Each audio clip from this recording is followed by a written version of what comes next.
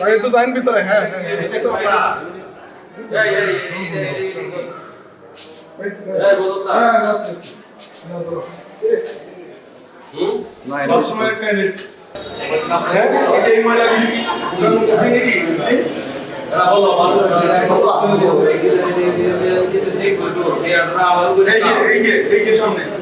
কি ধরনের চিকিৎসাটা চলে এবং হাসপাতালগুলিতে আমাদের জনগণ কী ধরনের সার্ভিসটা তারা পায়, তো সেটা যতটুকু দেখেছি আমি সন্তুষ্ট হতে পারি নাই।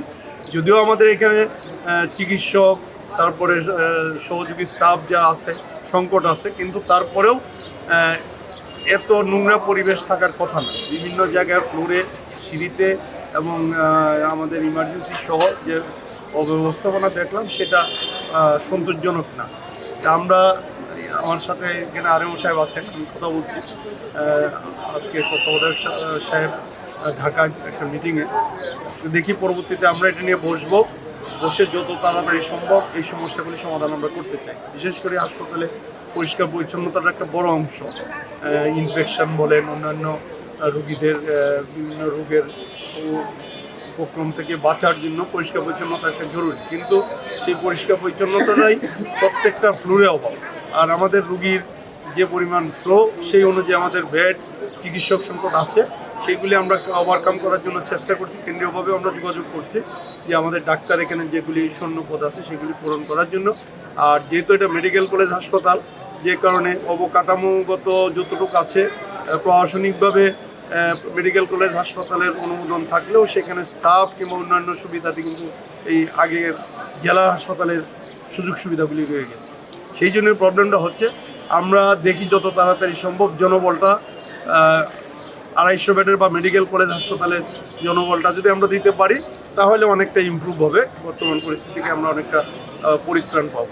আমরা চেষ্টা করতেছি, আমরা নিজেরাও বিভিন্ন সেক্টরে, শুধু হেলথ সেক্টর না, আমি নিজেরা বিভিন্ন সেক্টরে আমরা যাচ্ছি। প্রত্যেকটা সেক্টরে যে অনিয়ম আছে সেগুলি দূর করার জন্য আমাদের যে অসুবিধাগুলি, এখানে ডাক্তার, রুগী, আশেপাশে যারা লোকজন আছে সবারই যৌথ সহযোগিতা ছাড়া কোনো সার্ভিস উন্নয়ন করা যাবে। সেবাটা এটা সবাইকে মিলেই আমরা উন্নত করতে হবে। তা আমরা নেত্রকোনা জনগণ সহ আমরা যারা দায়িত্বে আছি জনপ্রতিনিধি হিসাবে, পাশাপাশি আমরা প্রশাসন, সাংবাদিক ভাইয়েরা যারা আছে সবারই সার্বিক সহযোগিতা চাই। আপনারাও এই জিনিসগুলি যদি প্রতিবার ডে বাই ডে ফুটিয়ে তোলেন, এক একটা জায়গায় পরিষ্কার পরিচ্ছন্নতা, আমরা যেমন আজকে আসছি, সাংবাদিকদেরও বিভিন্ন সময় যদি এই রিপোর্টগুলি আপনারা করেন তখন সবারই নজরে আসে এবং যারা এটা পরিচালনা করেন প্রশাসনও তখন সতর্ক হয়। এখন প্রশাসনকে সতর্ক রাখার জন্য এবং প্রশাসনকে তাদের কাজটা ঠিকমতো করার জন্য আমরা যেমন আজকে জটিকা পরিদর্শন করেছি, সেই রকম সাংবাদিকরাও যদি এই রিপোর্টগুলি, তথ্যভিত্তিক রিপোর্টগুলি যদি তুলে ধরে তাহলে আমাদের যে সার্ভিসটা এটা ডেফিনেটলি উন্নতি হবে।